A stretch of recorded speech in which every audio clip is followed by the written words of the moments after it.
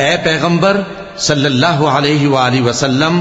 لوگوں سے کہہ دو کہ میرے پاس وحی آئی ہے کہ جنوں کی ایک جماعت نے اس کتاب کو سنا تو کہنے لگے کہ ہم نے ایک عجیب قرآن سنا جو بھلائی کا رستہ بتاتا ہے، سو ہم اس پر ایمان لے آئے، اور ہم اپنے پروردگار کے ساتھ کسی کو شریک نہیں بنائیں گے، اور یہ کہ ہمارے پروردگار کی شان بہت بلند ہے،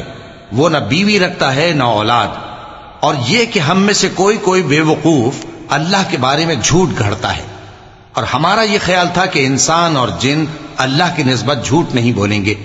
اور یہ کہ بعض بنی آدم بعض جنات کی پناہ لیا کرتے تھے تو اس سے ان کی سرکشی اور بڑھ گئی تھی،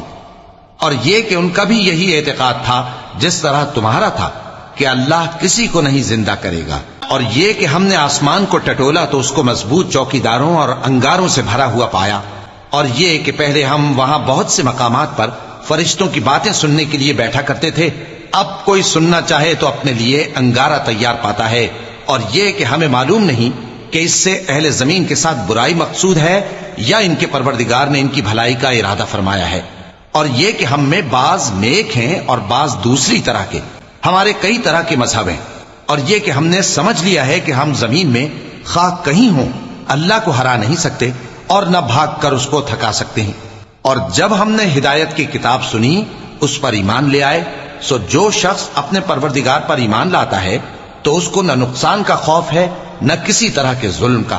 اور یہ کہ ہم میں بعض فرما بردار ہیں اور بعض نافرمان ہیں، تو جو فرما بردار ہوئے وہ سیدھے رستے پر چلے اور جو نافرمان ہوئے وہ دوزخ کا ایندھن بنے۔ اور اے پیغمبر صلی اللہ علیہ وآلہ وسلم،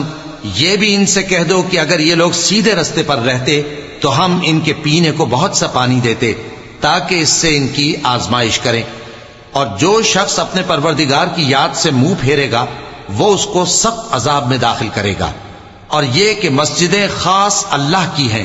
تو اللہ کے ساتھ کسی اور کی عبادت نہ کرو، اور جب اللہ کے بندے یعنی یہ پیغمبر صلی اللہ علیہ وآلہ وسلم اس کی عبادت کو کھڑے ہوئے تو کافر ان کے گرد ہجوم کر لینے کو تھے۔ اے نبی صلی اللہ علیہ وآلہ وسلم، کہہ دو کہ میں تو اپنے پروردگار ہی کی عبادت کرتا ہوں اور کسی کو اس کا شریک نہیں بناتا، یہ بھی کہہ دو کہ میں تمہارے لیے نہ کسی نقصان کا اور نہ نفع کا کچھ اختیار رکھتا ہوں، یہ بھی کہہ دو کہ اللہ کے عذاب سے مجھے کوئی پناہ نہیں دے سکتا اور میں اس کے سوا کوئی جائے پناہ نہیں پاؤں گا، وہی غیب کا جاننے والا ہے، سو کسی پر اپنے غیب کو ظاہر نہیں کرتا، ہاں جس پیغمبر کو پسند فرمائے اور اس کو غیب کی باتیں بتا دے